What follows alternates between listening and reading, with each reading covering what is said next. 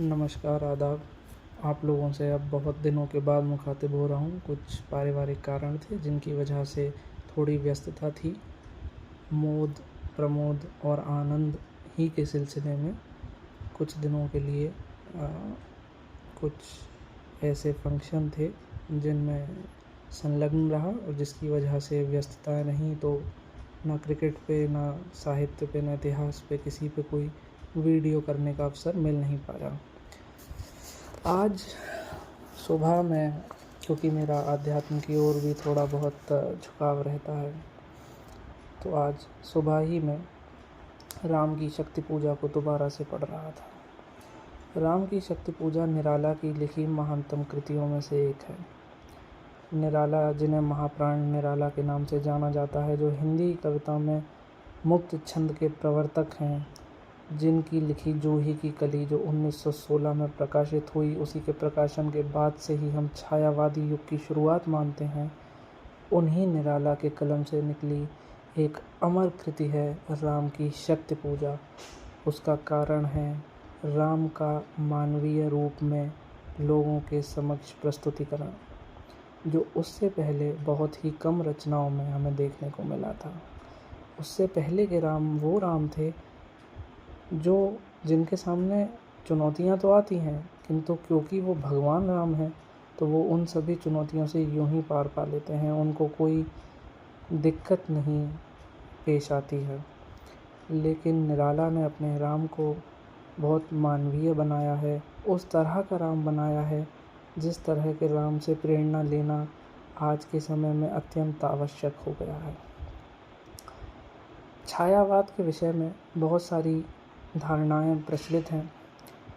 कुछ लोग जो मैकॉले के प्रभाव से बहुत बाद तक भी प्रभावित रहे, उन लोगों ने छायावाद को एक तरह से विक्टोरियन रोमांटिसिज्म की प्रतिछाया हिंदुस्तान में मान लिया, जो कि सरासर गलत है। आप रोमांटिसिज्म के कुछ अंश यहाँ पर ज़रूर देख सकते हैं जो प्रकृति प्रेम के रूप में उपजते हैं, मगर रोमांटिसिज्म की सबसे बड़ी खासियत थी वो प्रकृति का प्रेम तो अवश्य था, किंतु उसमें वो जिज्ञासा।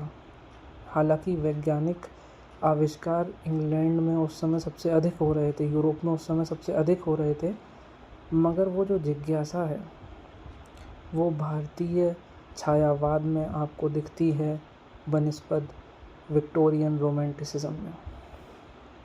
ये एक बहुत बड़ा अंतर है जिसकी ओर लोगों का ध्यान नहीं जाता। अगर हम प्रकृति प्रेम की बात करें तो सुमित्रानंद पंत जी से अधिक प्रकृति पर भाव विभोर होकर और किसी कवि ने छायावाद में शायद ही लिखा हो। महादेवी वर्मा ने उसी में एक दूसरा बिंदु हमारे सामने प्रस्तुत किया, जब महादेवी वर्मा ने अलौकिक के प्रेम को उस रूप में जिया जिस रूप में शायद मध्यकालीन युग में भक्ति काव्य में हमारी माँ मीरा ने जिया था। और इसीलिए बहुत से लोग महादेवी को आधुनिक हिंदी काव्य की मीराबाई भी कहते हैं। महादेवी ने कुछ इस तरह की रचनाएं की जिसमें मधुर मधुर मेरे दीपक जल प्रियतम का पथ आलोकित कर, यहाँ पे वो प्रेम को और भक्ति को जोड़ देती हैं। भक्ति, प्रेम और विद्रोह भारतीय और खासकर हिंदी साहित्य की भारतीय समाज को अत्यंत अनुपम देन यही तीन चीज़ें हैं, भक्ति, प्रेम और विद्रोह। और ये तीनों ही चीज़ें बहुत ही सक्षमता से छायावाद में हमें दिखती हैं, मगर इनके ऊपर बहुत से लोग बात उस तरह नहीं कर पाते जिस तरह करनी चाहिए। अभिव्यक्ति की आज़ादी को छायावाद ने एक नए स्तर पर पहुंचा दिया। छायावाद में स्व या मैं का प्रयोग अधिक होने लगा, जो उससे पहले तक नहीं होता था। उससे पहले तक आमतौर पर सामूहिक रूप में रचनाएं लिखी जाती थीं या किसी तरह की भूमिका बांधकर उसे एक भक्ति के चश्मे से देखने का प्रयास किया जाता था। यहाँ पर नितांत निजी दुखों का, नितांत निजी अनुभवों का, सुखों का और आनंद का भी हमको प्रस्फुटन देखने को मिलता है। सरोज स्मृति निराला जी ही की लिखी एक और बहुत अप्रतिम कविता, अप्रतिम रचना, जो उन्होंने उनकी बेटी सरोज, जो उनको अत्यंत प्यारी थी, उनके देहांत के अवसर पर उन्होंने लिखी थी। तो खिली वहाँ की, तो खिली स्नेह से हिली बड़ी, तो ये उन्होंने उनके ननिहाल के लिए लिखा। यहाँ पे नितांत निजी अनुभव है, उसमें और कुछ नहीं है। तो एक तरफ ये है, लेकिन एक चीज़ जिसकी ओर लोगों का ध्यान आकर्षित नहीं होता, जिसकी ओर मेरा ध्यान भी डॉक्टर रामस्वरूप चतुर्वेदी जी के आलोचनात्मक निबंध से या आलोचनात्मक लेख से, जो उन्होंने राम की शक्ति पूजा के विषय में लिखा है, उससे आकर्षित हुआ।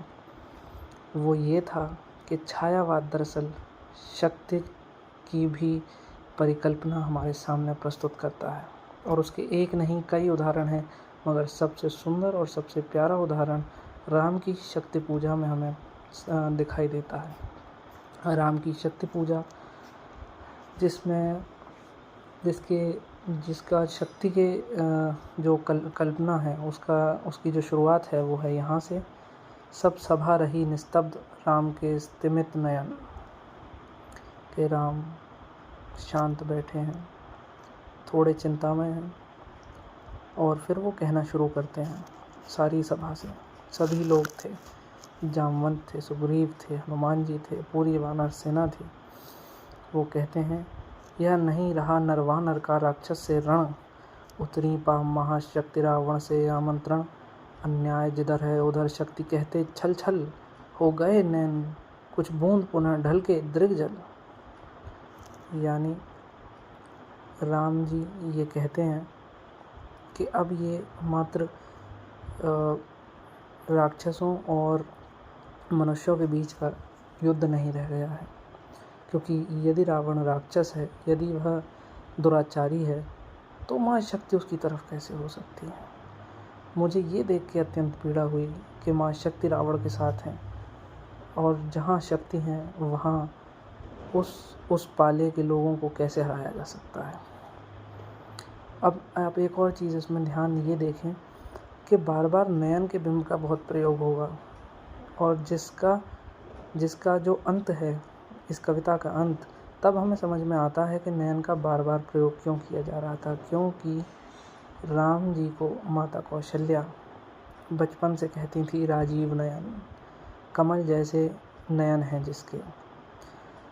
तो अब आगे इसमें एक चीज़ ये है, देखा है महाशक्ति रावण को लिए अंक, लांछन को ले जैसे शशांक नभ में अशंक, विचलित लख कपिदल क्रुद्ध युद्ध को मैं ज्यों ज्यों, झकझक झलकती वहनी वामा के दृग त्यों त्यों। ये निराला जी कह रहे हैं। वामा के नैनों में आग जलती देखकर राम जी का त्रस्त हो जाना स्वाभाविक था, किंतु उसी समय बहुत ही बुद्धिमान और योग्य समझे जाने वाले जामवंत जी खड़े होते हैं, और वो राम जी से जो शब्द कहते हैं वो शक्ति के आवाहन के लिए और शक्ति की कल्पना के लिए शायद सबसे बेहतरीन शब्दों में से एक है, जिसमें वो कहते हैं, विचलित होने का नहीं देखता मैं कारण, हे पुरुष सिंह तुम भी यह शक्ति करो धारण। कि हे पुरुष सिंह, यानी पुरुषों में सिंह के समान हे राम, यहाँ विचलित होने का कोई कारण नहीं है। यदि शक्ति अभी रावण के साथ है तो तुम भी शक्ति को धारण करो, तुम भी शक्ति का आवाहन करो। और आगे वो क्या कहते हैं, शक्ति की करो मौलिक कल्पना, करो पूजन, छोड़ दो समर जब तक न सिद्ध हो, जब तक न सिद्धि हो रघुनंदन।